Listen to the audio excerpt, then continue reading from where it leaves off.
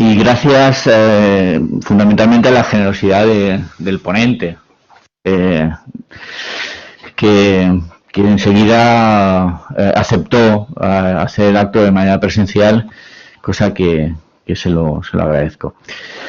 Bueno, pues como ya hemos empezado con retraso, simplemente me toca hacer una presentación para quienes no conozcáis un poco la figura de Antón Costas.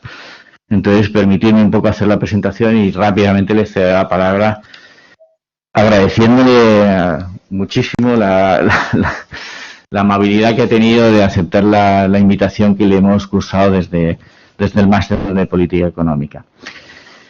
Bueno, Antón Costas nació en Vigo, es ingeniero industrial, economista y doctor en Economía, es catedrático de Política Económica de la Universidad de Barcelona, fue vicerrector de la Universidad Internacional Menéndez Pelayo entre el 90 y el 95, fundador y director del Máster de Regulación y Competencia de los Servicios Públicos de la Universidad de Barcelona y presidente del Observatorio de Análisis y Evaluación de las Políticas Públicas de la Universidad de Barcelona. Sus intereses e investigaciones académicas se han relacionado siempre con la economía política, de los procesos de formación de políticas y el papel de las ideas, los intereses y las instituciones.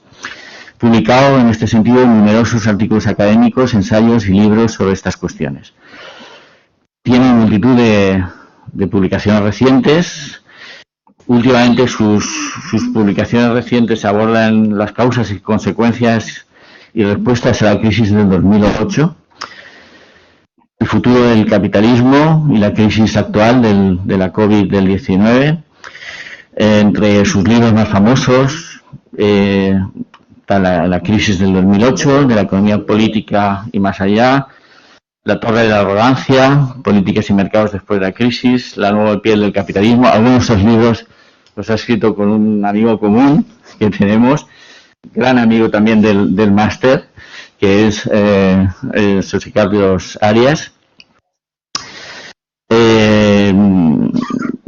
Un nuevo contrato social pospandémico, el creciente poder del mercado de las grandes empresas, implicaciones económicas, la COVID-19, caballo de Troya del viejo orden global, acabar la crisis del coronavirus con la globalización tal como la conocemos, la sanidad, un sector estratégico de la economía, etcétera. Son algunas de sus publicaciones más recientes, algunas de ellas de este mismo año. Es muy activo en los medios.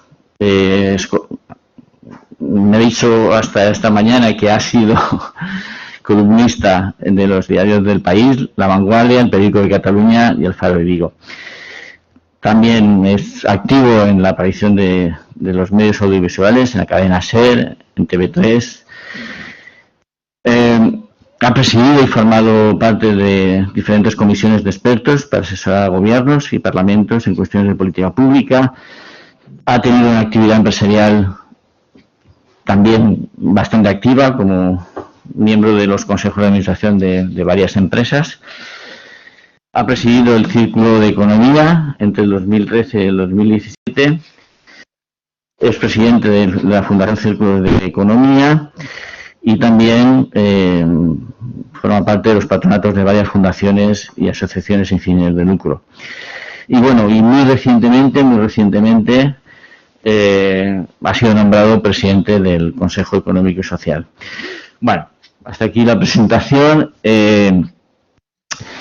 Como veis, estamos ante una persona importante de la política económica, un gran intelectual que sigue muy activo, reflexionando siempre sobre la actualidad y sobre los aspectos de política económica, y para nosotros, para el máster, es un privilegio y un honor tenerlo aquí y que pueda cerrar él el curso que hemos tenido este año.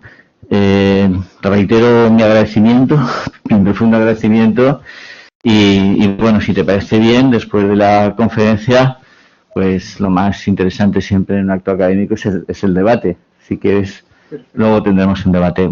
Muchas gracias. Sí. Buenos días, en primer lugar. Y en segundo lugar, muchas gracias por esta invitación. Hubo que posponerla en su momento, ¿no?, por toda la situación del año 2020, y el hecho de que me la haya reiterado es para mí un honor y más allá del honor una gran alegría, un placer, ¿no? Un placer tanto por la conferencia como por estar en una facultad, en un departamento que me es muy querido, porque la cátedra la ganamos como cátedra de política económica. Los nombres después han ido variando a lo largo del tiempo, pero yo he mantenido el nombre de política económica. Pero en general en toda España los estudios y casi en la presencia de la disciplina en gran parte de los programas de estudio de las facultades ha ido desapareciendo, excepto en Valencia, donde se mantiene como un pilar muy importante de la formación de los jóvenes economistas y de este máster.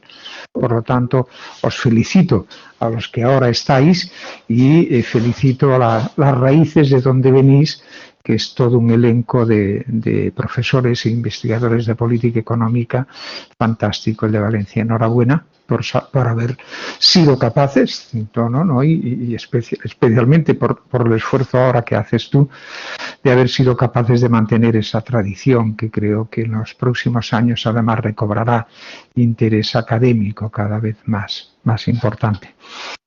En todo caso, no sé si la noticia de que el lunes son exámenes es una noticia buena o mala. Si es mala, no tengo nada que ver con ella, ¿eh? Pero que te la anuncien así cuando vas a comenzar, dice, bueno, a lo mejor no es un buen inicio para el conferenciante.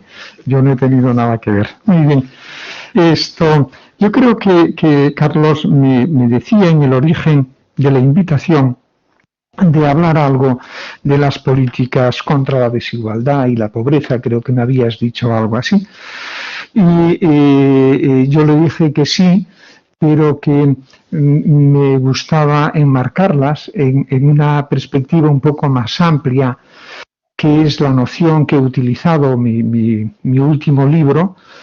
Mi último libro es El final del desconcierto, un nuevo contrato social para que España funcione. Es decir, he trabajado en los últimos años, he utilizado mucho ese concepto de contrato social, que no es un concepto, como ahora diré, muy familiar a los economistas, pero que considero que es un concepto básico para entender algunos de los mayores problemas que tenemos, problemas económicos, sociales y políticos, y además que creo que es esencial para enfocar la respuesta que a mi juicio deberíamos ser capaces, no solo nuestro país, sino las democracias occidentales de economía de mercado, de hacer en los próximos años. Y por eso al final le puse, me parece que no avancemos en las... Sí, eso es siempre muy... Se está pasando sola. Dices, mi mujer, que es neuróloga, hace años me convenció de que los humanos no podemos hacer dos cosas a la vez, ¿no? Y una de dos, o escuchas o lees PowerPoints. Y normalmente nunca pongo PowerPoint, pero probablemente voy a utilizar uno o dos slides, pero si no, eso sí, así. Después ya lo haré. Decía ella que los humanos no podemos hacer bien dos cosas a la vez. Dice, o escuchas o lees y atiendes. Este tipo de anécdota siempre se acaba con aquello diciendo, esto vale especialmente para los hombres, porque las mujeres sí pueden hacer las dos cosas a la vez. Bueno, eso por eso que no estuviese ahí de momento. Permitidme que comience con un hecho, con una evidencia empírica, que espero que compartamos todos, y con dos o tres cuestiones que son las que me van a orientar a mí después en el desarrollo de esta sesión. El hecho, al menos el problema que a mí me preocupa, es el extenso e intenso malestar social que existe en las economías occidentales, en las democracias occidentales. Las sociedades estresadas que yo veo a mi alrededor, ¿no? El nivel de incertidumbre que creo que está afectando a la conducta de todos los individuos, de todos los actores económicos, pero de todas las personas, individuos y familias, ¿no? Y también con la decepción que observo, insisto, no estoy hablando ahora de España únicamente, sino de lo que he dicho, democracias liberales con economías de mercado, ¿no? Y decía, y también me preocupa, y creo que es una evidencia, la decepción que existe en nuestras sociedades sobre las políticas económicas que se han venido aplicando en los últimos años, o al menos en las últimas décadas, o al menos en la última década, desde el 2008-2010. Esto es el problema al que yo voy a intentar un poco acercarme, es decir, cuáles son las causas un poco de este malestar, de este estrés social, de esta decepción con las políticas y como consecuencia, a mi juicio, también de la polarización que vemos, política, perdón, en nuestras sociedades y de alguna manera esa amenaza para la democracia liberal que surge de modelos políticos más de tipo autoritario. Este es mi problema, es el que intento responder, que espero que también les pueda interesar a ustedes y más en un máster de política económica, ¿no? 4 preguntas, aunque no voy a responder a todas ellas, pero que me interesa tener presente. Una de ellas sería cuáles son las causas de este malestar, ¿no? No entro en ello. Hay 2 grandes explicaciones en la literatura más reciente, ¿no? La explicación socioeconómica, y ahí pues hay autores que ustedes conocen, están familiarizados, economistas, David Autor, el propio Acemoglu, pero muchos otros, que sostienen que la raíz del malestar son más bien causas socioeconómicas, ¿no? Pero hay también, y cada vez más intensa y yo creo que más brillante, toda una corriente que sostiene que el malestar que estamos viendo en nuestras sociedades tiene más una causa cultural. Cultural en sentido amplio de cultural, no cultural en el sentido artístico, sino antropológico, quiero decir, ¿no? En ese sentido, los estudios, entre otros, de Pippa Norris son brillantísimos, ¿no? Aunque no estoy de acuerdo en su conclusión. La pregunta que dejo es, y no voy a entrar mucho aquí, ¿cuáles son las causas de este malestar? Dice, bueno, si optamos por sostener una explicación socioeconómica, yo creo que entonces es posible, y es posible para los economistas, ofrecer a los decisores públicos algún tipo de opciones, algún tipo de respuestas de política. Sin embargo, si supusiésemos que las causas son más de naturaleza cultural, ideológica, ahí ya me preocuparía más, porque no veo fácil cuál va a ser la respuesta entonces a ese malestar. Yo me voy a situar, por lo tanto, sin negar que las causas culturales están. Mi idea es que las causas culturales son más una segunda derivada de la primera, que es de las causas del malestar. El populismo existía antes de 2008, los partidos de extrema derecha existían antes del 2008 y sin embargo cuando ves los datos, los apoyo electoral, lo que te das cuenta es que es a partir del 2008 cuando ese tipo de respuestas y de fuerzas cobran importancia y cobran importancia con ellas el argumento cultural. Pero insisto, mi visión, sin negar que eso es así, lo veo como una segunda derivada. Aquellos que lo vean esto como primera derivada tendrán que decirnos cómo vamos a afrontar esto, porque es complicado. La segunda pregunta era, en todo caso, de acuerdo con el marco académico en el que estamos, ¿de dónde surge la decepción con las políticas económicas, ¿no? ¿De dónde surge esta decepción? Bueno, aquí yo intentaré 2 respuestas, como verán. Una, que no son ni excluyentes entre ellas, ni son totalitarias, en el sentido de que hay otros elementos, pero creo que estas 2 son fundamentales. Uno es la desigualdad, en un sentido amplio. Me fijo más, o me interesa más, la desigualdad de oportunidades que la desigualdad de renta o riqueza. Es decir, mi hipótesis de fondo, e insisto que no voy a entrar en ella, mi hipótesis de fondo es que para explicar el malestar y el populismo y la polarización política, creo que es mejor fijarse en la desigualdad de oportunidades que existe en el seno de nuestras sociedades, eso que a veces llaman los sociólogos el ascensor social y estos conceptos, que en la desigualdad estricta de ingreso y renta, que tiene importancia, pero creo que menos que la de oportunidades. Por lo tanto, decía, ¿de dónde surge la decepción? Que las políticas no son capaces de revertir la tendencia al aumento de desigualdad de oportunidades, pero también de la otra. Y en segundo lugar, y aquí es donde más voy, mis últimas publicaciones van más orientadas a la desigualdad. Aquí les voy a poner delante de otro factor que creo que está ya teniendo efecto y que lo va a tener en el futuro de una manera más intensa, que es la incertidumbre. Creo que hay un malestar que viene del hecho de que la incertidumbre que tienen las personas, los actores, las familias, no les ven respuesta en el tipo de políticas que estamos aplicando. Y esta incertidumbre creo que nos va a llevar, o nos debería llevar al tipo de política económica que a mi juicio debería ser prioritario en los próximos años.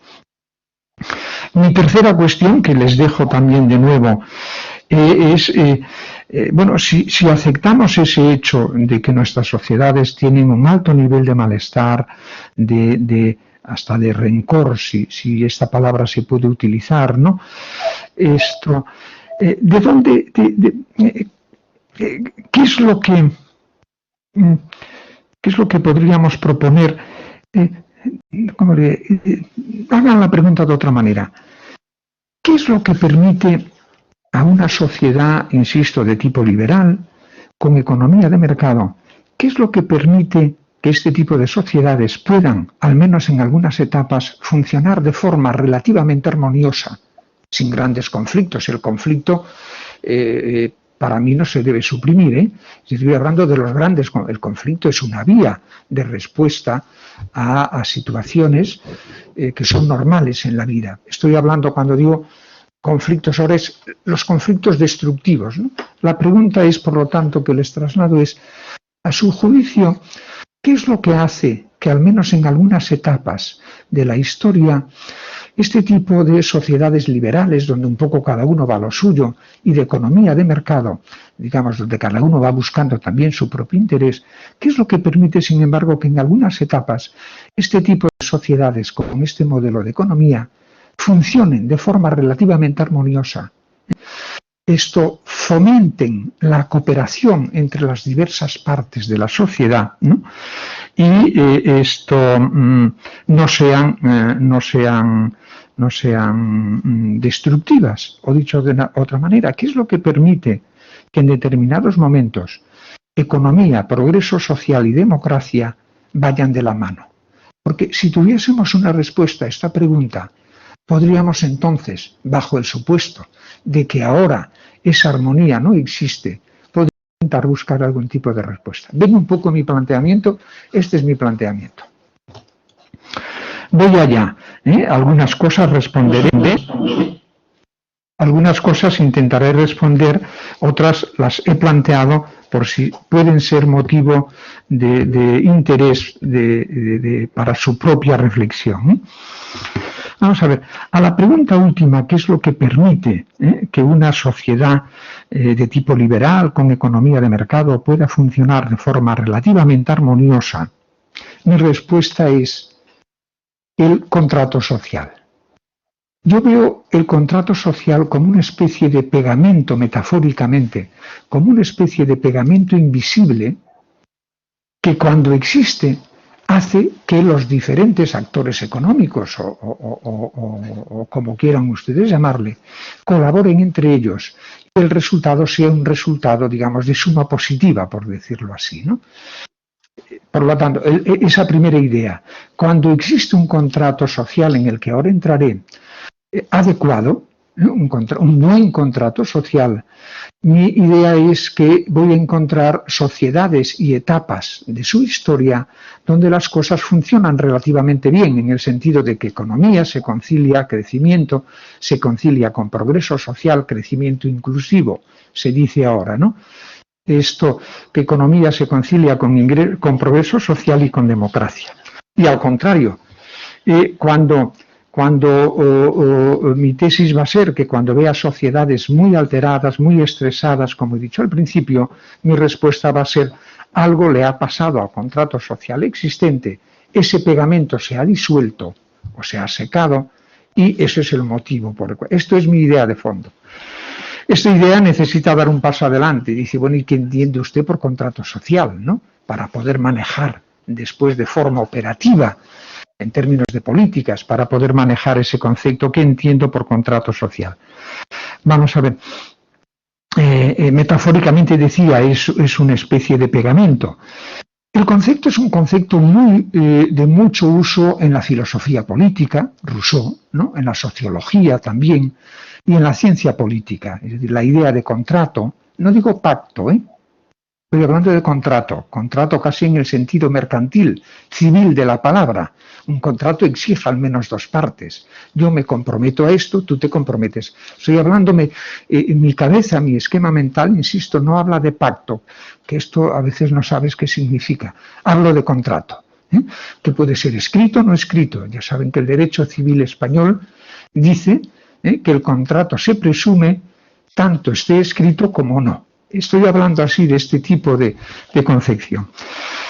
Por lo tanto, decía, los filósofos políticos desde Rousseau, y probablemente, especialmente, que les sonará desde John Rawls, ¿no? El gran filósofo político de la segunda mitad del XIX, con ese libro extraordinario y difícil, no de fácil lectura, Teoría de la Justicia, y con ese concepto que él introdujo y que para mí es muy importante, el del velo de ignorancia. Volveré a esto. Sin embargo, los economistas, excepto los economistas primigénitos, un Adam Smith, no nos gusta, no estamos ni familiarizados con el concepto de contrato social, ni por otra parte nos gusta. Pero la pregunta es, dado que como economistas también nos interesamos por la armonía social y por el buen funcionamiento de la economía, si no manejamos el concepto de contrato social, ¿qué es lo que hemos manejado? Adam Smith lo manejaba implícitamente. Recuerden, en la teoría de los sentimientos morales, Adam Smith utiliza el principio de simpatía. Es como en aquel momento él lo denominó el principio de simpatía para explicar el por qué una sociedad liberal y una economía de mercado, que aún no se llamaba así, se llamaba economía comercial en aquel momento en Escocia, él habla del principio de simpatía, que es ese pegamento del que yo hablo. Smith decía, ¿por qué el carnicero se acuerdan y tal, no sé qué y tal, buscando sus propios intereses? La idea de Adam Smith es porque cada uno de ellos incorpora en su función de preferencia el impacto de lo que ellos venden sobre el bienestar de los demás. Esto es el principio de simpatía.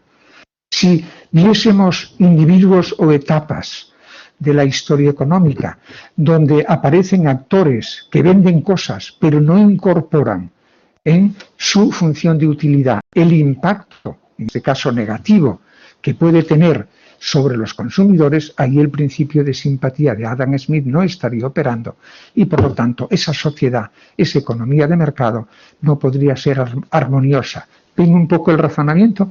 Eso era Adam Smith, pero a partir de Ricardo, los economistas clásicos ya no volvieron a utilizar ese tipo de principio de simpatía que es equivalente al contrato social de Rousseau para mí. ¿Y qué utilizaron entonces los economistas clásicos para explicar por qué motivo una sociedad de individuos libres puede, sin embargo, llegar a ser armoniosa? La explicación de la economía clásica es la idea de mercados flexibles, ¿no?, que se ajustan en el corto plazo a cualquier tipo de cambio. Si tú esto lo admites como supuesto analítico y como realidad práctica, tú puedes defender desde el análisis económico, puedes defender que en mercados flexibles, detrás de esta expresión hay muchas cosas. Está entre ellos Walras y el equilibrio general, pero me entienden, ¿no? La idea es, si tú admites como supuesto teórico, analítico y a la vez como supuesto práctico de una economía de mercado en una sociedad liberal, si los mercados son flexibles, ¿no?, que se ajustan instantáneamente ante cualquier tipo de cambio, tú podrías pensar que una economía de estas podría funcionar en la práctica. Esa es la falacia nuestra del pensamiento clásico. Eso lleva a laissez-faire, que fue lo que estudié en mi tesis doctoral, ¿no? A laissez-faire y a los efectos que tuvo ese tipo de políticas a finales del siglo XIX, con la Revolución Industrial. Creó una riqueza extraordinaria, ¿no? Pero a la vez creó una desigualdad extraordinaria, o al menos la hizo visible. Al concentrar la pobreza en grandes ciudades, Barcelona hizo visible esa pobreza. Probablemente aquí, más que la economía, tendría que remitirles a la literatura para entender lo que era la sociedad de finales del XIX y comienzos del XX hasta la Primera Guerra Mundial y entre la Primera y la Segunda. Que diría, vuelvan a leer a Dickens, a los personajes de Charles Dickens. Vuelvan a leer Historia de dos ciudades y la frase primera, el incipit de la novela Historia de dos ciudades, era algo así como: era el mejor de los mundos, la creación de riqueza que venía de la revolución industrial y de los mercados libres, ¿no? Y dice, era el mejor de los mundos, coma, era el peor de los mundos. Es la frase inicial del libro de Dickens, Historia de dos ciudades. Es el Londres de aquel momento. Es la extraordinaria riqueza por un lado y la extraordinaria pobreza de las nuevas clases trabajadoras. Por lo tanto, aquel contrato social de los economistas clásicos que se basaba a secas en la idea, no en la idea de contrato, sino que economías de mercado libres producen ellas solas armonía, eso era evidente a finales del XIX y comienzos del XX que no era cierto. Tuvo que venir una Primera Guerra Mundial, tuvo que venir una segunda, la Gran Depresión, y tuvo que venir una Segunda Guerra Mundial, y sí que a la salida de la Segunda Guerra Mundial aparece entre los economistas, con Keynes y Beveridge, la idea de contrato social.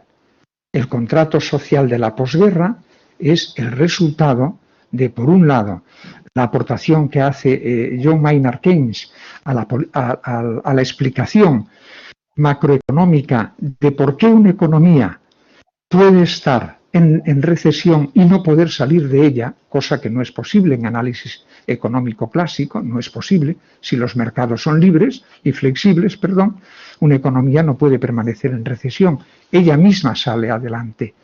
Lo que viene a decir Keynes es que niega el supuesto de flexibilidad y a partir de negar ese supuesto de flexibilidad, inmediatamente todo el resto, o al menos gran parte del análisis clásico, económico clásico, se te viene abajo. ¿Y qué construyes a cambio? Bueno, ahí no entro, es Keynes con la política macroeconómica, ofreciendo a los gobiernos dos instrumentos nuevos de política, la monetaria y la fiscal, frente al análisis económico austríaco, que lo que venía a decir es que si había una recesión es porque se habían pasado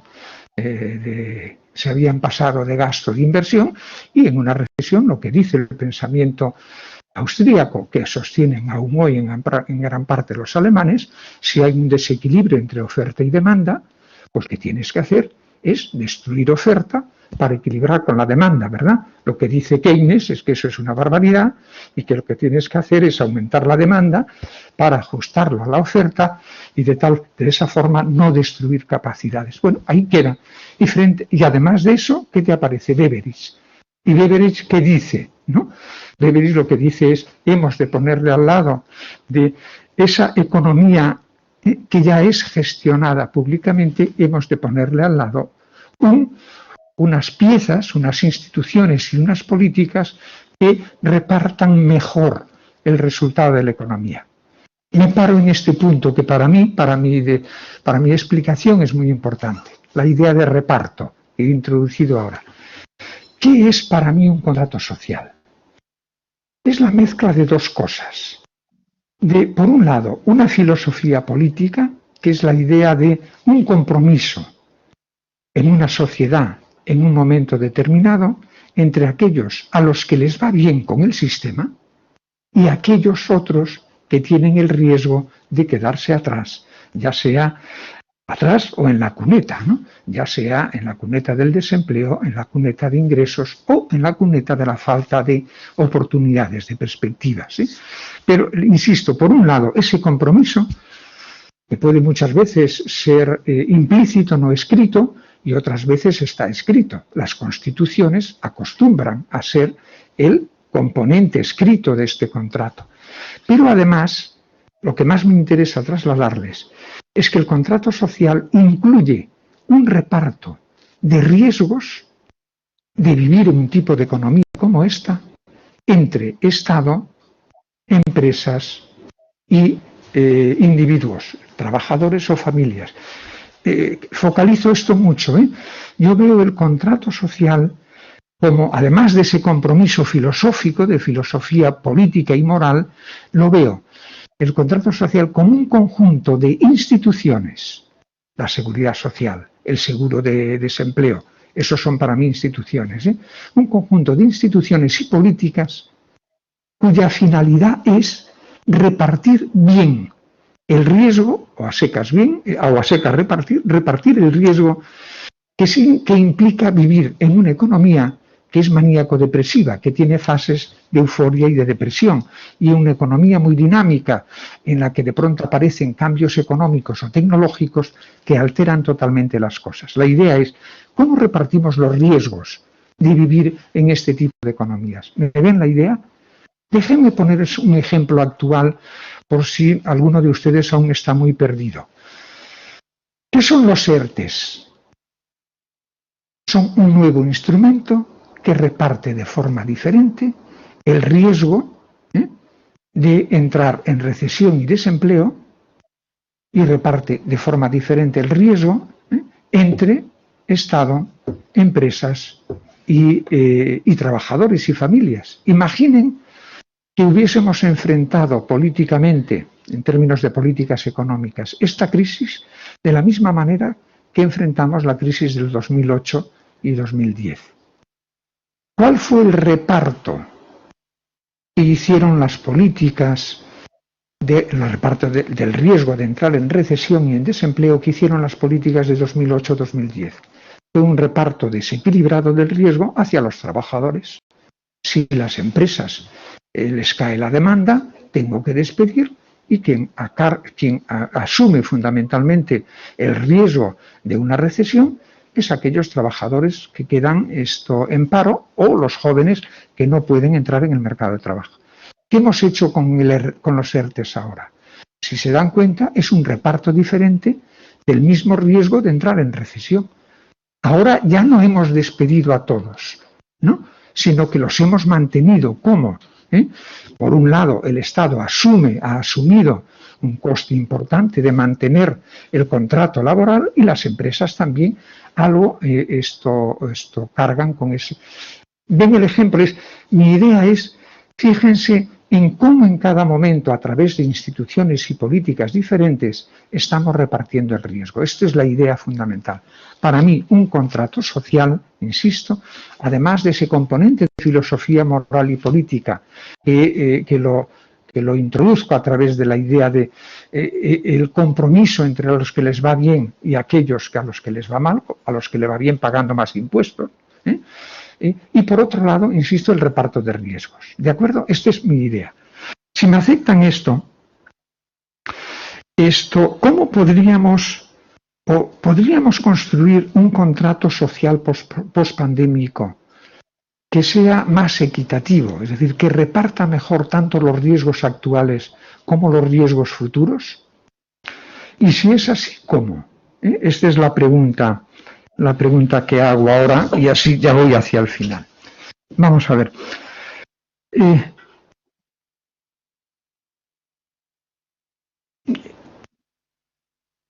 ¿Cuál es la característica? Decía Carlos al presentar el penúltimo libro, escrito con José Carlos Arias, es La nueva piel del capitalismo. Y queríamos ver allí cuáles eran los rasgos de esa nueva piel. Y decíamos, uno de ellos es la desigualdad, cómo ha vuelto la desigualdad en las 3 últimas décadas a las economías capitalistas, sorprendiéndonos. En segundo lugar, también decíamos otro aspecto, otro rasgo de esa nueva piel, decíamos, era el nuevo poder de mercado de las grandes empresas. Es extraordinario, hay que volver a leer a Joan Robinson. Un paréntesis. Creo que la mejor explicación, no la única, pero la mejor explicación a la congelación salarial en las economías occidentales viene fundamentalmente a través de la explicación que dio Joan Robinson, que es que las empresas con poder de mercado no solo tienen poder en términos del mercado de venta, ¿no?, sino que tienen también un gran poder para fijar los salarios. Es uno de los aspectos. Aquí cierro. Esto es otro aspecto, el de poder de mercado del nuevo capitalismo. Y el tercer rasgo, que es el que me interesa ahora, es el de la elevada incertidumbre. Incertidumbre entendida como una especie de niebla densa que de pronto se te coloca delante de los ojos, como vas conduciendo por la autopista, ¿no?, y de pronto te aparece una zona de densa niebla, ¿no?, que no te deja ver qué es lo que hay más allá de la niebla. La incertidumbre en economía, desde que se comenzó a abordar en los años, con Keynes, de hecho, 1920, 1930, la incertidumbre se contempla como una circunstancia que no te permite conocer con, no digo absoluta certeza, pero con un grado elevado de certeza, no te permite conocer si más allá de la niebla tú vas a ser rico o pobre, si más allá de la niebla vas a tener empleo o no vas a tener empleo, si más allá de la niebla vas a estar con salud o estarás enfermo. Si más allá de la niebla, ya acabo, podrás educar a tus hijos o no podrás educarlos. Es decir, las situaciones de incertidumbre, en términos de John Rawls, crean un velo de ignorancia. Este es este velo que te impide saber cómo estarás tú en el futuro. Bueno, ¿qué consecuencias en la conducta de las personas tiene, a juicio de ustedes, la existencia, la aparición de esta niebla, de este velo de incertidumbre? Si fuese neutra, diríamos, pues nada, iríamos para adelante. La cuestión es, tienen que responder ustedes mismos, las personas, los actores económicos, sean cuales sean, consumidores, familias, inversores, sean cuales sean, les afecta en su conducta ustedes mismos. ¿Son afectados en su conducta económica el hecho de que estén en una situación de velo de ignorancia, de incertidumbre radical? Porque si afecta su conducta, podemos entonces seguir adelante. La idea de Rawls y otros muchos es que los individuos, y piensen ustedes, cuando estamos delante de una situación de incertidumbre muy elevada, no la incertidumbre corriente, si el Celta, que es mi equipo, va a ir a Europa o no va a ir, esta es incertidumbre manejable. No hay por qué asustarse de ella. Hablo de incertidumbre radical. ¿Cómo respondes a esto? ¿Qué tipo de políticas económicas vamos a aplicar? O convendría, más bien, nosotros no tenemos que decir lo que tienen que hacer los políticos, lo que tenemos que hacer, a mi juicio, y esto lo digo mucho estos días en mi nueva condición de presidente del Consejo Económico y Social de España, dice, mire, nosotros no le tenemos que decir a nadie lo que debe hacer.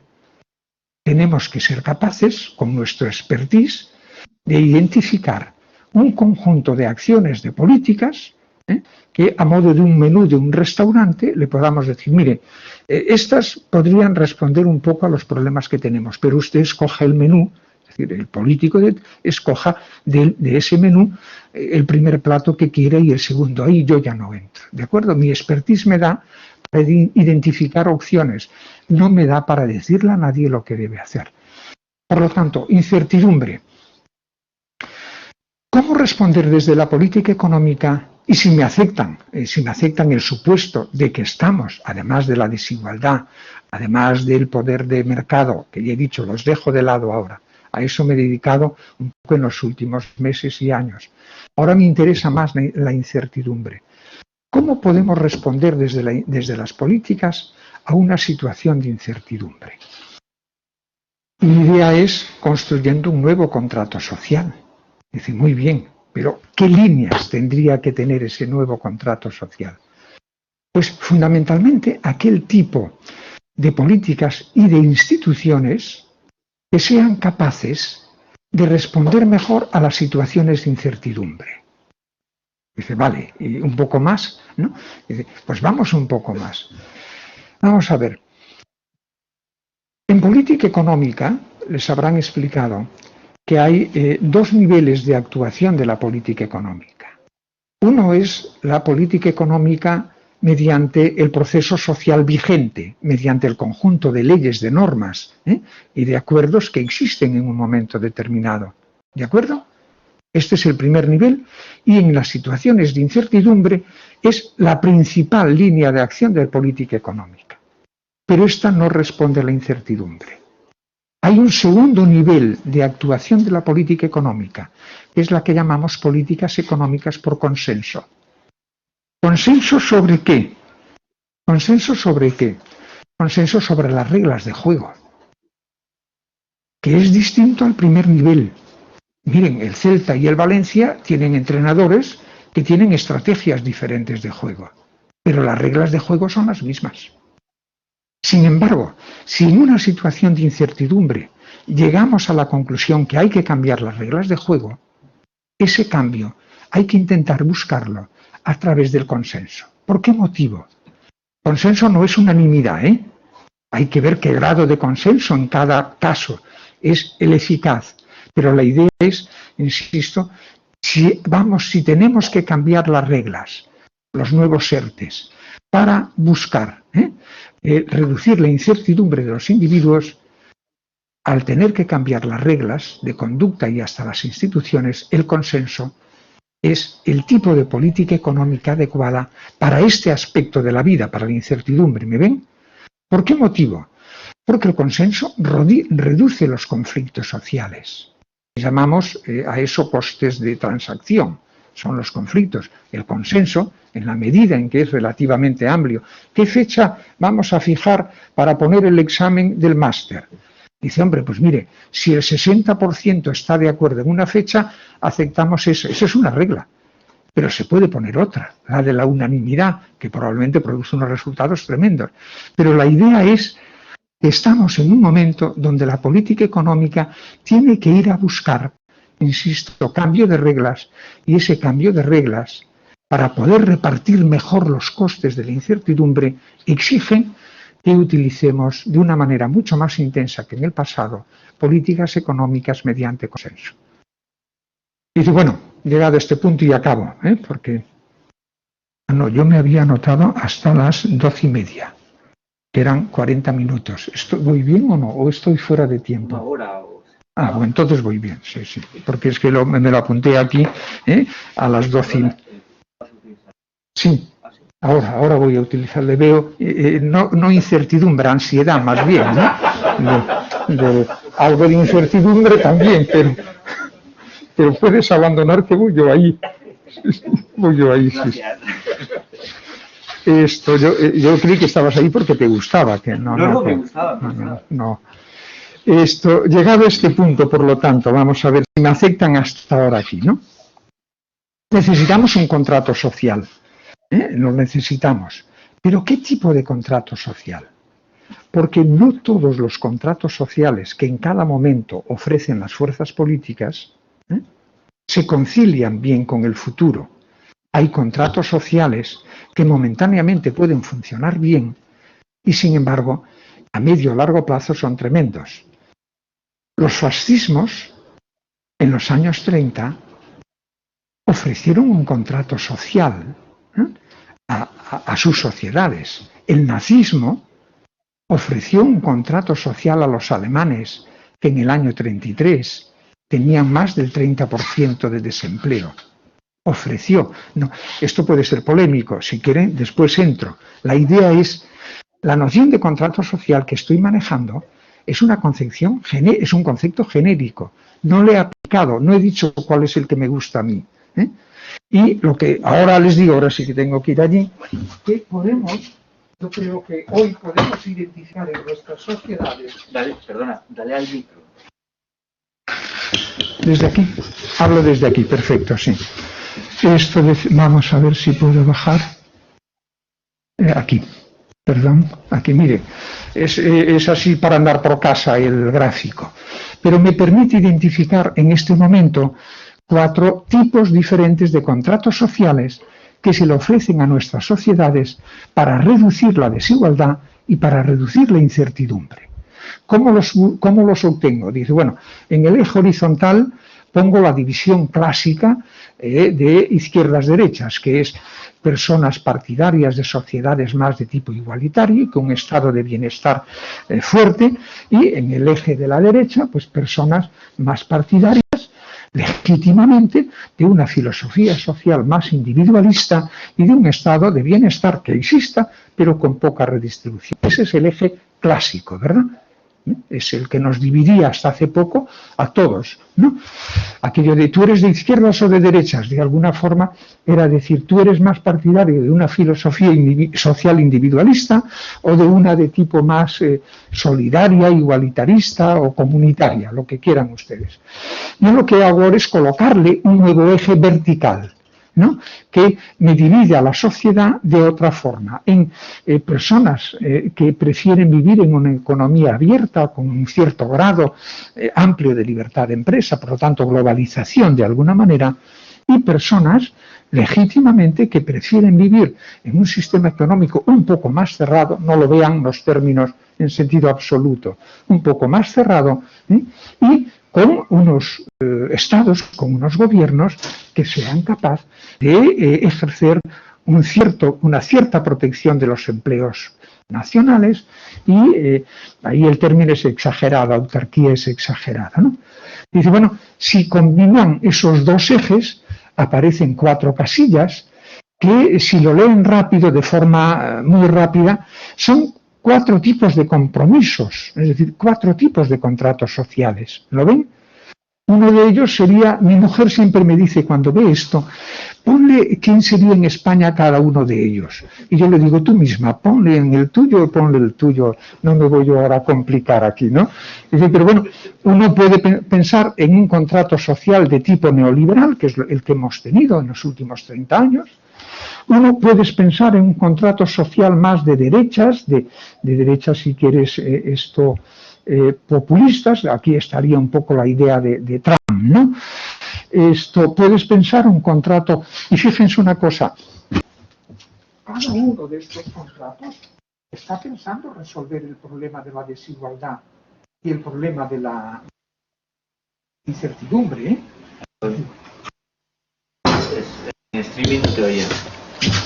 Perdón, decía, cada uno de estos contratos busca afrontar, dar respuesta a esos retos que yo decía antes, de la desigualdad, del poder de mercado o de la incertidumbre, pero lo busca de forma diferente. El contrato social neoliberal lo que te viene a decir es la teoría en castellano sería del rebose, ¿no? Deje que primero la riqueza se acumule en el vaso, y es verdad que no beneficia a todos, pero ya verá cuando la eficiencia suba lo suficiente, comenzará el vaso a rebosar y, por lo tanto, mejorará la situación de todos. Es decir, ellos quieren mejorar la situación de todos también. El contrato social de derechas, ¿no? Viene de nuevo, también intenta reducir la desigualdad, pero ¿cómo lo quiere hacer? Más a través del proteccionismo. La expresión más actual probablemente sería Trump, aunque Biden va por el mismo camino, de otra forma, pero por el mismo camino. Está el contrato social de izquierdas. Y ¿cómo intenta, qué tipo de contrato social y con qué instituciones y políticas? Básicamente básicamente a la redistribución. Dice, vamos a poner más impuestos, más gasto social, y de esa manera resolveremos al menos el problema de la igualdad y de la incertidumbre que vaya asociada a la desigualdad. Y está un poco el contrato social, que no sé cómo llamarle, de tipo progresista en un sentido amplio, que lo que me intenta combinar es tanto la redistribución como afectar a la distribución que se hace del excedente empresarial entre salarios y beneficios, y también la predistribución. Los 3 elementos básicos, ¿verdad?, donde operan las políticas. Estos tipos de contratos sociales están en nuestras sociedades. Cada uno de vosotros o de ustedes puede ponerle nombres concretos, ¿de acuerdo? La idea hasta aquí es, la oferta es variada. Mi pregunta ahora es, ¿y qué es para cada uno de nosotros un buen contrato social? Más allá ya de este esquema, ¿qué es un buen contrato social para cada uno de ustedes? Mi respuesta es aquel que sea capaz de lograr un buen equilibrio entre la búsqueda de la eficiencia económica, del dinamismo, del crecimiento, como quieran llamarle, ¿de acuerdo?, y la equidad o justicia social. Para mí, un buen contrato social es aquel conjunto de compromisos y reglas de reparto de riesgo, instituciones y políticas, que sea capaz de lograr, insisto, un buen equilibrio, y queda ahí el adverbio de buen equilibrio entre eficiencia económica y equidad. Este tipo de contratos, hay algunos que van dirigidos solo a la eficiencia y que esperan que la eficiencia resuelva después el problema de la justicia social.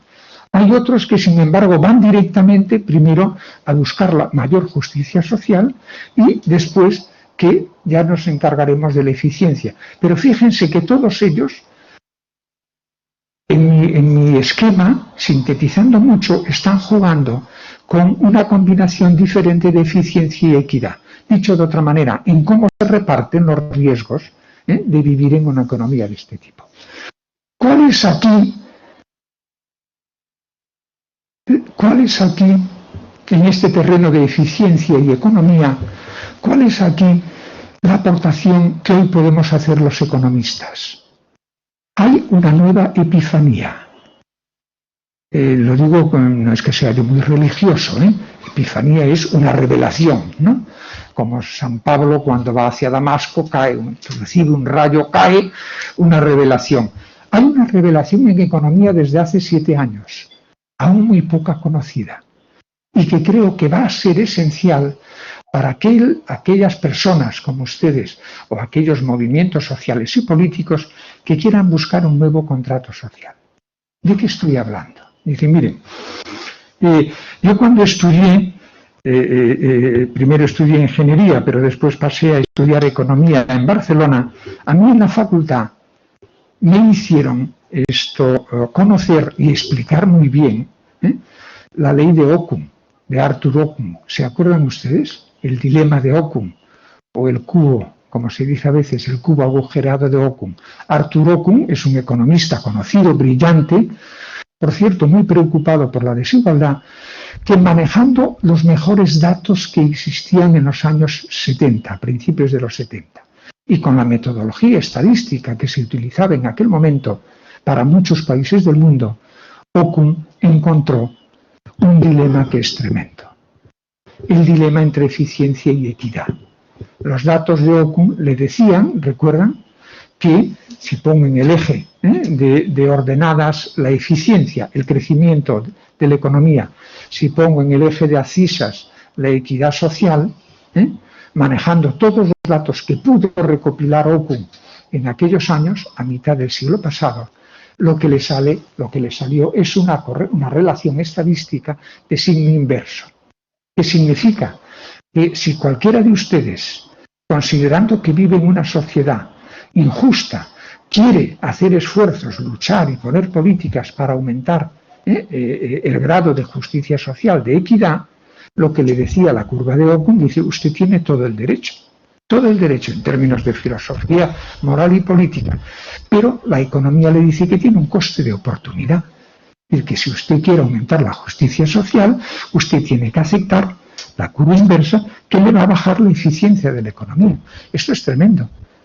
Esto era un dilema al que nos enfrentábamos los economistas, las personas en las elecciones políticas de cada día y los políticos. Era la metáfora del pastel. Usted que es partidario de repartir mejor el pastel ahora y ya veremos después si crece o no, o por el contrario, de hacerlo crecer ahora, eficiencia, y más adelante ya lo repartiremos mejor. El debate izquierdas-derechas, ¿no? Esto era lo que a mí me enseñaron. Esto era lo que yo enseñé. Pero hace 7 años ha aparecido una epifanía espectacular, que no viene del Vaticano, por cierto, que viene del Fondo Monetario Internacional y ahora del Banco de España. Antes de ayer lo decía en Madrid, en una charla donde estaba el gobernador, donde tú estás ahora, Pepe, ¿no? ¿Qué dice esta nueva epifanía? Que manejando muchos más datos de muchos más países, de longitudinales, de series más largas, y con la metodología del Big Data, resulta que la relación entre eficiencia y equidad no tiene pendiente negativa, sino pendiente positiva. Es decir, que hoy sabemos los economistas, aunque es una epifanía que aún necesita apóstoles que la vayan difundiendo porque no es conocida, hoy sabemos que una sociedad un poco más justa, un poco más equitativa, da lugar a una economía más eficiente, más sostenible y más sana, reparte mejor. Si están interesados, esto ya tiene una evidencia estadística y analítica también muy potente, pero fueron, en primer lugar, hace 7 años, los estudios de Ostry y colaboradores, ¿no? Yo creo que lo tengo por aquí. Esto es la curva de Occam, ya la saben. Estos son los datos, bueno, estos los datos no, es una expresión gráfica que he hecho por libre yo, de los trabajos de Ostriver y Tangarides del 14, pero que hoy del 14 aquí la abundancia ya de literatura empírica es muy poderosa, ¿no? Una sociedad un poco más justa, que reparta mejor lo que les he dicho, que reparta mejor los riesgos de vivir en una economía de mercado, da lugar a una economía más sana, más sostenible en el tiempo, es decir, que mantiene mejor el crecimiento, es menos volátil, menos maníaco-depresiva en este sentido, y más sostenible. Esto, a mi juicio, es, no tengo la pretensión, la soberbia de decir que es la epifanía que les vengo a traer hoy aquí, pero lo que quiero decir es que hay otros elementos nuevos en el análisis económico, pero que permite defender hoy un contrato social donde, a la vez que sigo interesado por fomentar una economía dinámica, sin embargo, también puedo a la vez estar interesado en una mayor justicia social. Es decir, y ya acabo, en introducir nuevas políticas y nuevas instituciones mediante consenso, de tal forma... Me voy a hacer un paréntesis aquí. Es que yo esto ya lo estudié en mi tesis doctoral y decía un personaje esencial en la historia económica de España, que fue Laureano Figuerola, el ministro, esto es un paréntesis, el ministro que hoy llamaríamos de Economía, en aquel momento era Hacienda Solas, de la revolución, de la gloriosa revolución de 1868, que es la primera revolución que manda a los Borbones fuera. No estoy sugiriendo nada, perdón, a secas es evidencia, que manda por primera vez, porque después hubo algún otro, manda a los Borbones fuera, ¿no? A Isabel II. Este hombre, no tienen por qué conocerlo ya, pero este hombre es el que introduce la peseta, es decir, unifica el sistema monetario español, que en aquel momento manejaba más de 24 monedas diferentes para España. Unifica el sistema fiscal, unifica el sistema arancelario, es decir, es realmente el individuo que crea la España moderna. Pues este individuo, siendo ministro de Hacienda de la Revolución, dimitió delante del Congreso. Porque cuando presenta su reforma tributaria, en la que introducía por primera vez lo que hoy llamaríamos un impuesto sobre la renta de las personas físicas, se le saltaron los pueblos de España adelante y eran parte de las fuerzas políticas. Y él dice allí que las reformas, es decir, aquellas políticas económicas que afectan a las reglas de conducta, solo se deben introducir si cuentan, decía él, con grandes corrientes de opinión detrás. ¿Por qué motivo?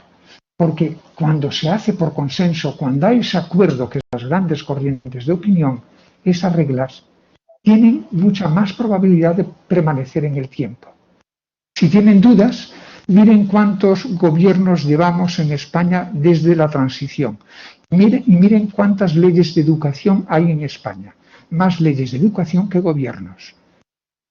¿Qué pasa? Que son leyes que afectan a las reglas, pero que sin embargo se adoptan en el primer nivel de política que les dije antes, en la política económica corriente, no se sostienen.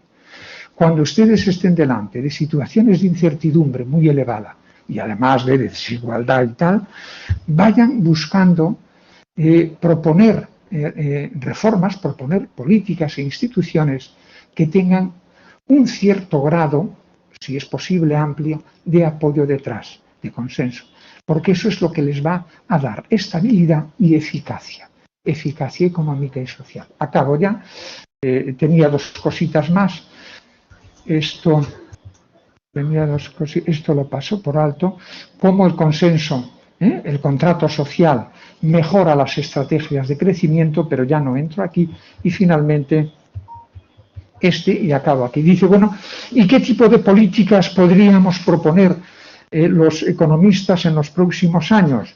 Aquí les pongo una taxonomía, que como toda taxonomía tiene ventajas y dificultades. La ventaja es que lo visualizas, pero hay que ir con cuidado porque simplifica. Yo la idea ahí dice, mire, nosotros podemos afectar a la desigualdad y a la incertidumbre a través de tres vías.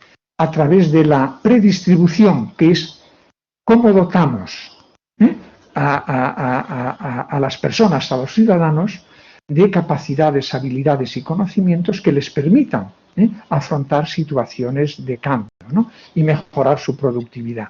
Lo puedo hacer en la fase de distribución, que es repartiendo mejor el excedente empresarial que se crea, ¿no? Si quieren excedente, EBITDA o margen, lo que ustedes quieran, mejor entre salarios y beneficios, también impuestos, pero lo dejo de lado.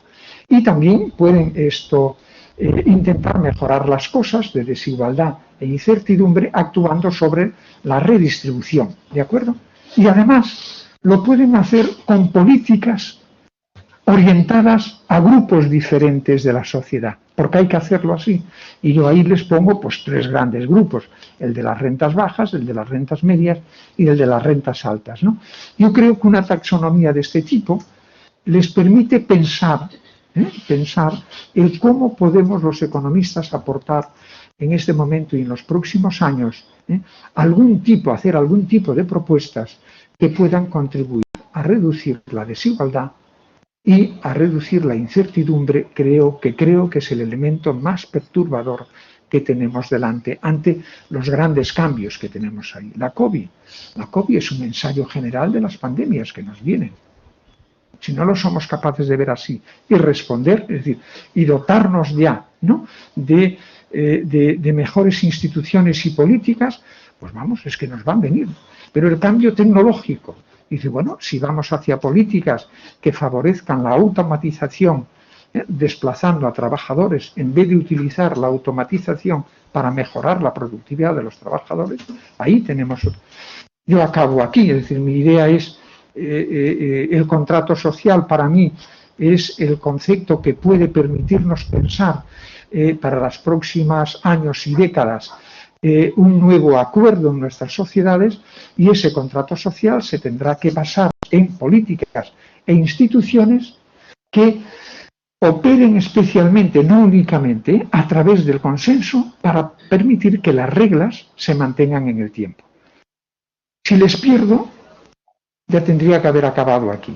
Pero si les pierdo, les doy un dato que he leído hace poco. ¿Ustedes son partidarios del ingreso mínimo vital que se introdujo en España? Es un mecanismo de reparto de riesgo. ¿Son partidarios? Hay dos o tres que dicen sí, vale, me apoyo en ellos y digo, ¿y son partidarios además de que permanezca en el tiempo o solo con una medida ahora, para ahora? Mi respuesta es, tiene que ser permanente, como instrumento de reparto de riesgo frente al riesgo de quedarse en la cuneta que tienen muchas personas. Pues bien, acabo de leer un ensayo de Víctor Pérez Díaz, un sociólogo prestigioso español, que basándose en una encuesta reciente a los españoles, el 73% de los españoles dicen que el ingreso mínimo vital debe ser suprimido una vez que la economía mejore. El 73%. No podemos suponer que son todos de derechas o de extrema derecha. El 73% debe meternos a gran parte de los que estamos aquí. Con esto quiero decirles que no va a ser fácil el introducir medidas, reglas nuevas, instituciones y políticas mediante consenso, porque una gran parte de nuestras sociedades, la española, está muy preocupada por la desigualdad, pero en general no quiere hacer nada para reducirla. Acabo el paréntesis. Muchas gracias por su atención y ahora quedo a los que... Muchas gracias.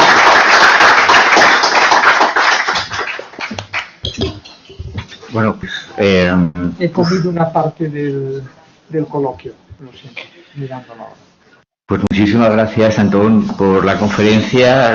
Hay tantos temas, tantas sugerencias, tantas ideas has has lanzado que bueno, sugieren bastantes preguntas o cuestiones. Espero que os animéis y podamos tener un coloquio de 15 o 20 minutos.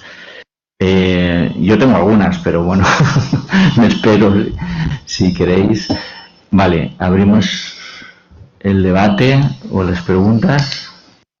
Sí, Pepe.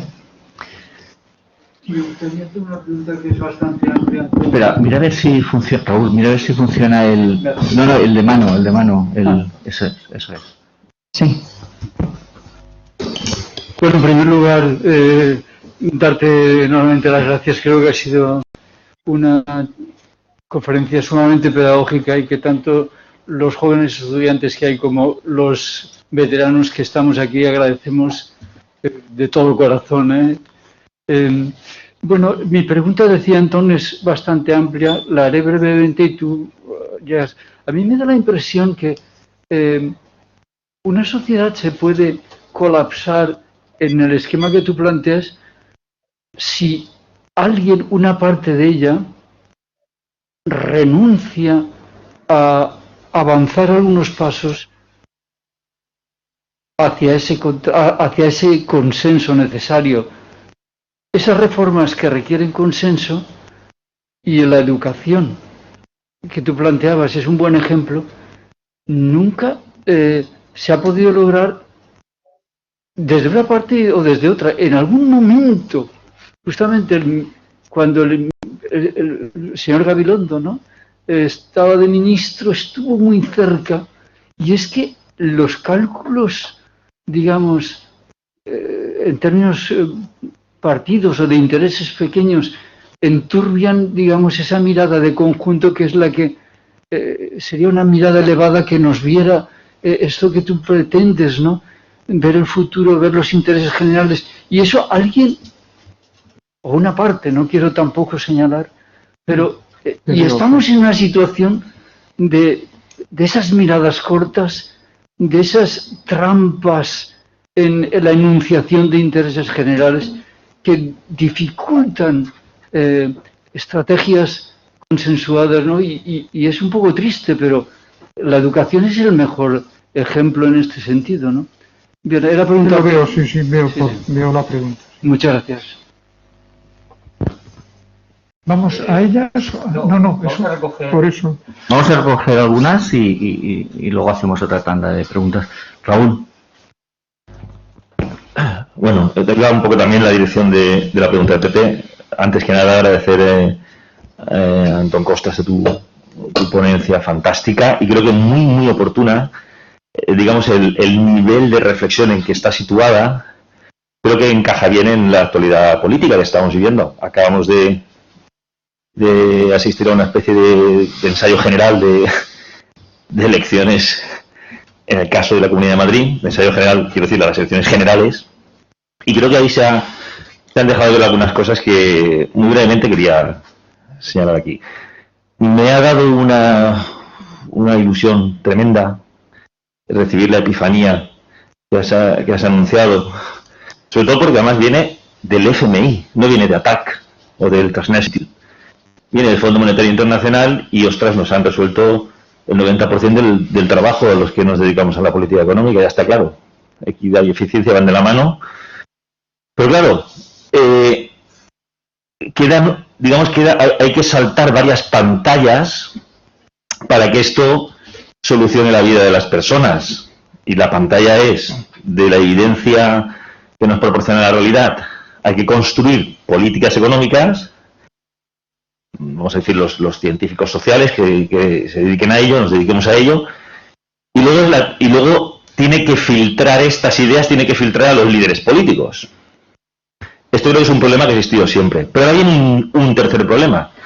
Es que esto tiene que ser enunciado a la ciudadanía. Y aquí yo creo que es donde vamos a pinchar. En la ponencia lo has comentado. Hay cierto cansancio o agotamiento o decepción, mejor dicho, decepción con la política económica. En Madrid lo hemos visto. No se habla de política económica, se hace una especie de sucedáneo de reflexión sobre grandes valores como la libertad, pero de una manera muy tramposa, digamos que asociándola a cuestiones muy cutáneas, o casi de vísceras, algo muy emocional. La libertad es beber cañas, tomar cañas, ¿no? Entonces, claro, no sé, la reflexión que quiero hacer, que no es una pregunta, es más alinearme quizás un poco con la ponencia o que te extiendas un poco más por ahí, si estos son precondiciones para crear un contrato social, como decía Pepe. Ostras, es que igual hay una parte de la población que prefiere solucionar los problemas sin contrato social, porque igual le renta más. Sí, sí. Muchas gracias.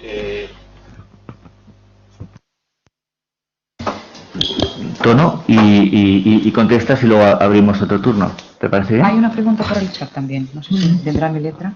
Sí, es muy bonita.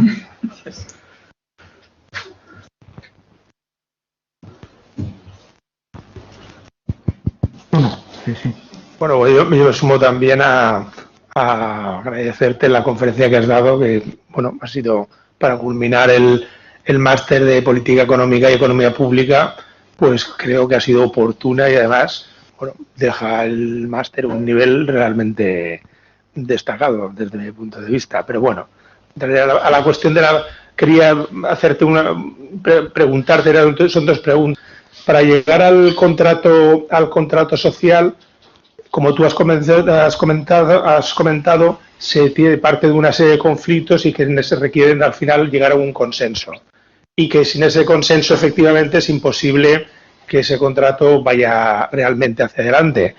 El problema que aparece es, dado la situación de desigualdad, que es el fondo de tu análisis, eso lo que significa es que debilita la capacidad de tomar decisiones a ciertos agentes que por su desigualdad entonces los hace con un peso específico menor y por tanto a la hora de participar en ese consenso es menor, con lo cual el consenso acaba decantándose hacia una parte, hacia los fuertes. ¿Cuál es tu situación, cuál sería tu opinión a la hora de distinguir estos dos ámbitos? Y luego, la segunda parte de la pregunta es, el análisis que has hecho, lo has hecho en el contexto de aislado. Has mencionado de vez en cuando globalización, pero hay una cosa que es real. La actividad económica mundial pues, está alterándose, está basculando la actividad económica hacia y la dinámica económica hacia el este, y lo que nos encontramos es que la Unión Europea y Estados Unidos son dos áreas en declive, claramente. En esa situación, ¿cómo podría quedar el consenso, el contrato social al que haces mención? Gracias. Muy bien. Esto es como el examen del lunes, pero a diferencia de que aquí no había temario previo, ¿no? A ver. Os hago una sugerencia inicial y después entro en más respuestas. ¿Cómo hemos de de entender lo que está haciendo Biden. ¿Hay un contrato social detrás de Biden? Son espectaculares, los dos paquetes son espectaculares. El primer paquete de 1,8 billones, ¿no?, de dólares dirigido especialmente a lo que voy, con mi terminología propia ahora, a lo que voy a llamar inversiones en equidad. El plan de Biden, yo vengo defendiendo desde hace años cosas como que la preescolar, las guarderías tienen que ser universales y gratuitas. Biden lo acaba de meter en los 1,8 millones. Yo vengo sosteniendo que la respuesta, una de ellas, al abandono escolar, no es reformar exactamente el sistema educativo, es reconocer el trabajo extraordinario que están haciendo las llamadas escuelas de segunda oportunidad, ¿no? Y Biden lo incorpora. Por lo tanto, la pregunta que os hago es, ¿cómo estáis entendiendo? Bueno, y el segundo paquete de Biden, de 2,4, 2,5 billions, que es lo que en Europa llamaríamos un Next Generation. Lo que no tiene Europa es el primer paquete de Biden. Europa ha introducido 750.000 millones, que es más la idea del segundo paquete de Biden, la idea de reestructurar. Hasta aquí no os he perdido. No me respondáis ahora. Quiero decir, ¿cómo entendéis Biden? ¿Es un nuevo contrato social o no? Si es un nuevo contrato social, habrá que decir, yo lo dije en uno de, es verdad, he renunciado, entre las muchas cosas que he tenido que renunciar para que la Oficina de Conflictos de Interés del Congreso me haya aprobado como nuevo presidente, he renunciado a seguir siendo columnista del País, La Vanguardia y El Periódico, ¿no? Pero en uno de los últimos artículos, creo que en El País, yo decía que el laboratorio del mundo sigue siendo Washington, no Pekín.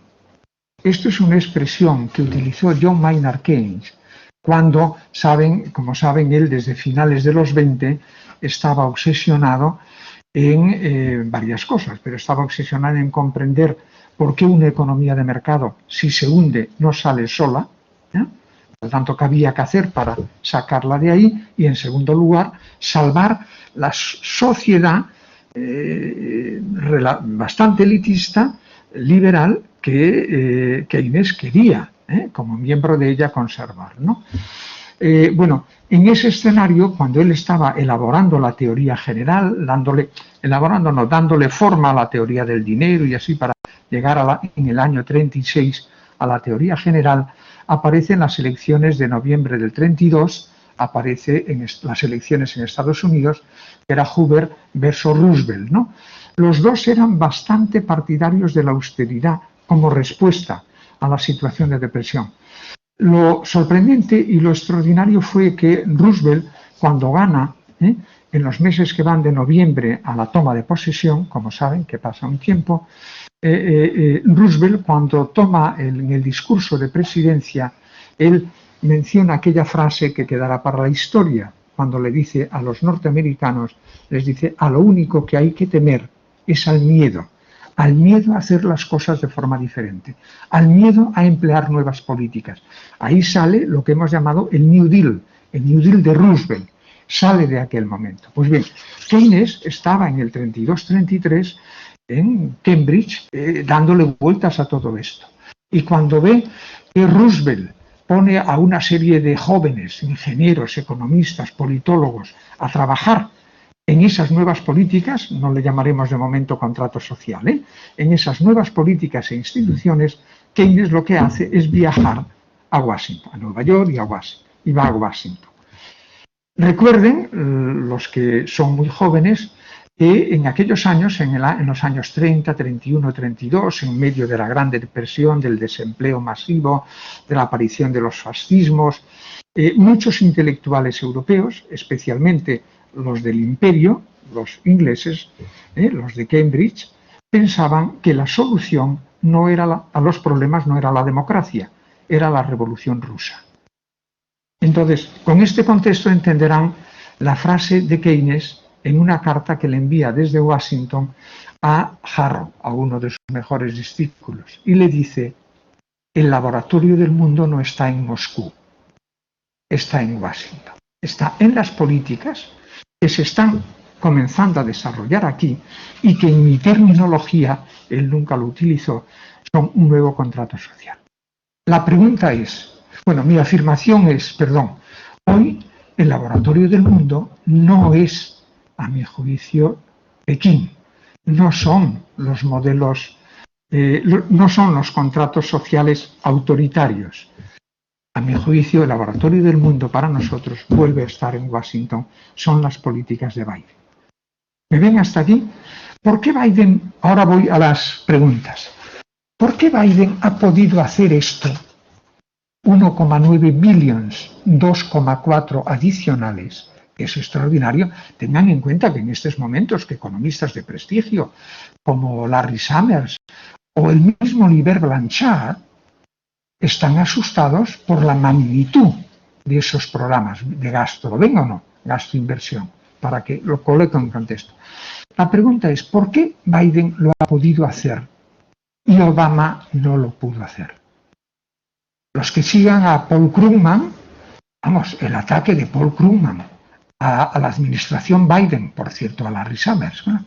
Porque al decirle que en el 2008 lo que estaban haciendo era insuficiente para sacar la economía de abajo, hay que recordar aquello. Ahora Paul Krugman está contentísimo. Por lo tanto, ¿por qué Biden ha podido hacerlo? Lanzar estos dos programas. Ya veremos el resultado, ¿eh? Pero si ustedes tienen la curiosidad de leer algo sobre los dos paquetes de Biden, en mi terminología, ahí hay un nuevo contrato social. Biden dice que los niños en Estados Unidos tendrán, a partir del año que viene, la educación preescolar gratuita y universal. Esto es extraordinario para crear nuevos empleos. Imagínense la cantidad de padres y madres, especialmente madres, que con una educación preescolar universal pueden inmediatamente desarrollar todas sus capacidades como profesionales o mercado laboral, y especialmente en España. También lo dice de los jóvenes, también lo dice de las familias. A ustedes les puede sorprender, yo me alargo un poco, pero comenzó con Trump.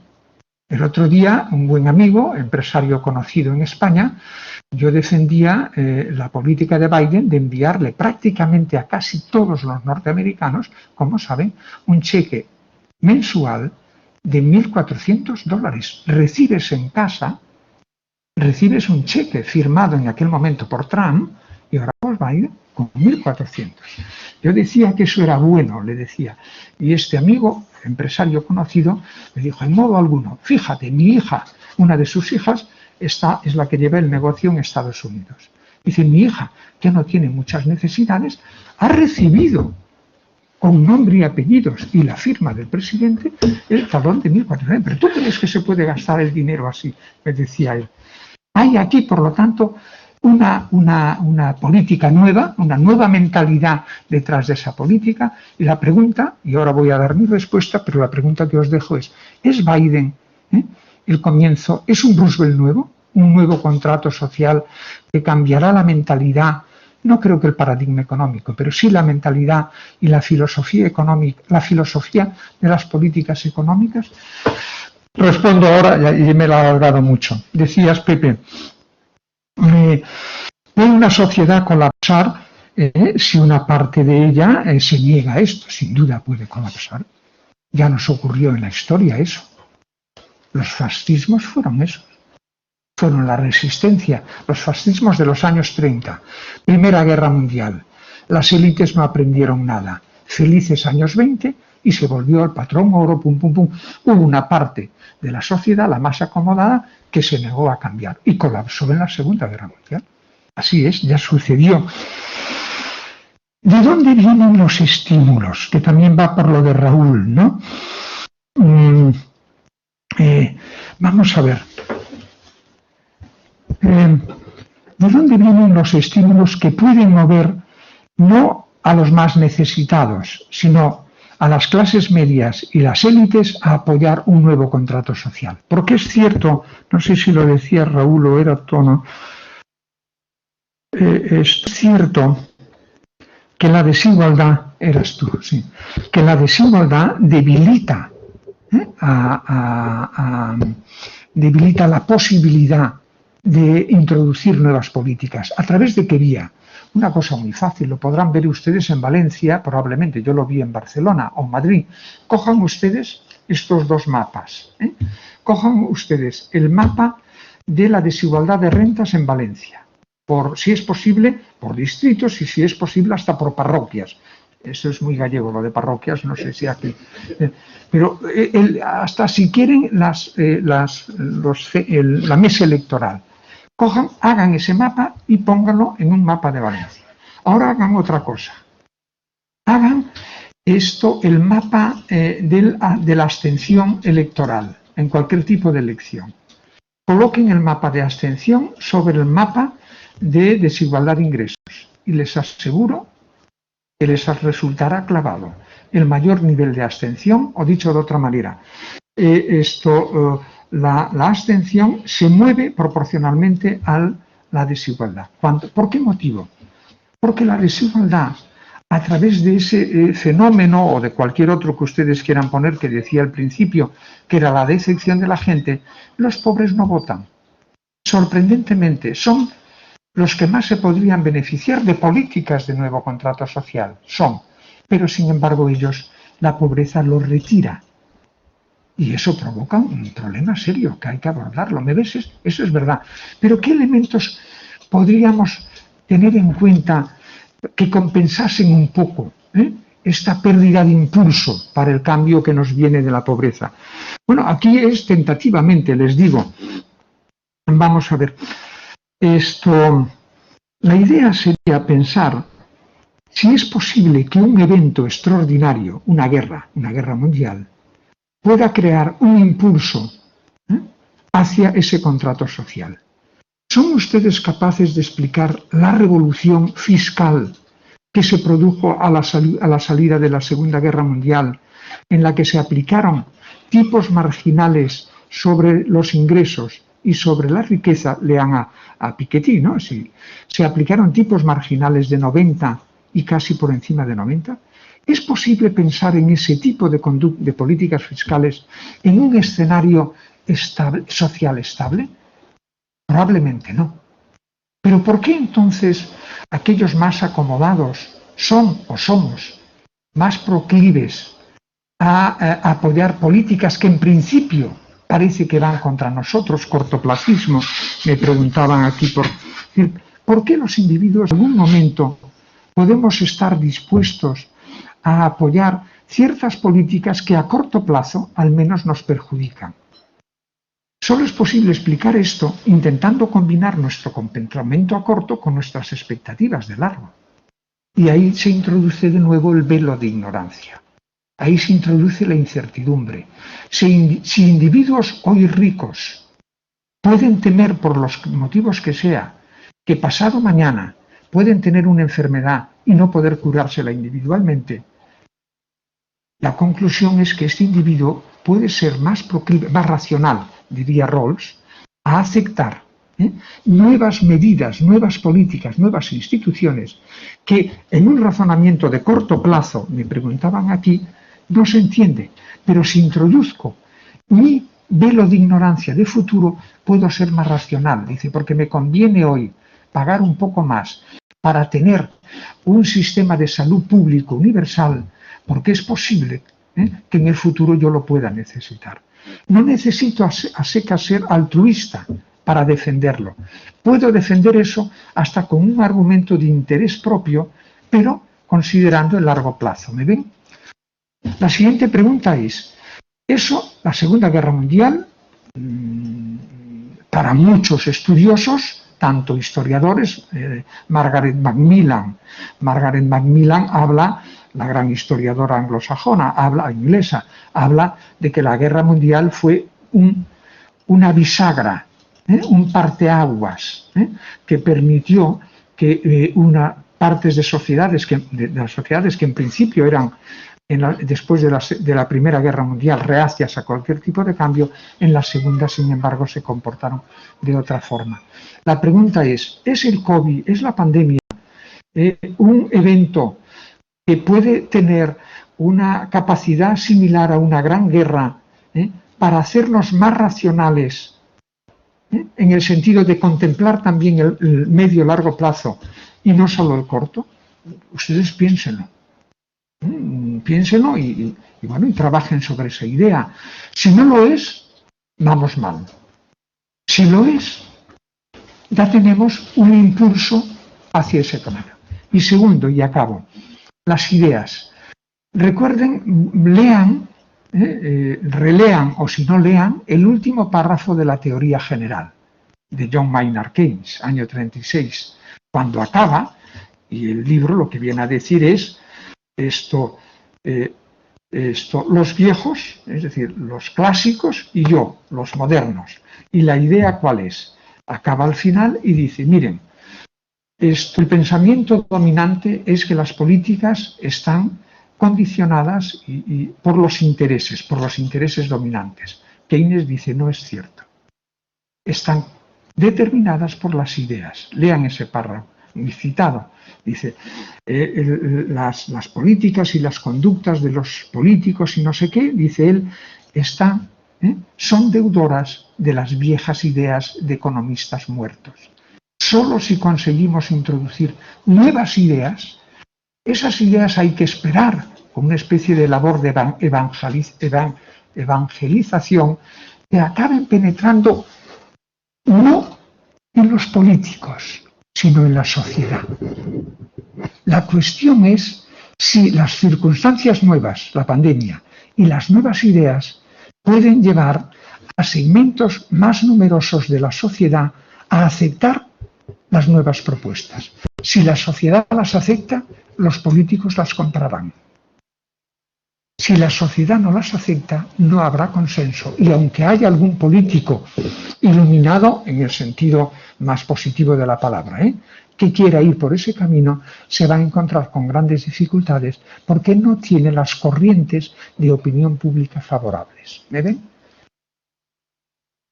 Un politólogo, no un economista, no sé si conocen, si no entren en Google y pongan la ventana de Overton.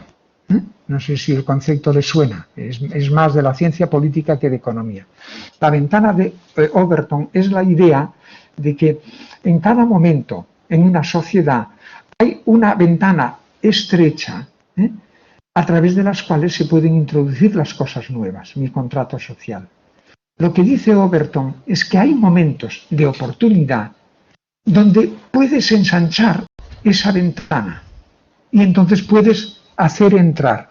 Pero ¿cómo? Mi idea es, intentemos convencer a la sociedad.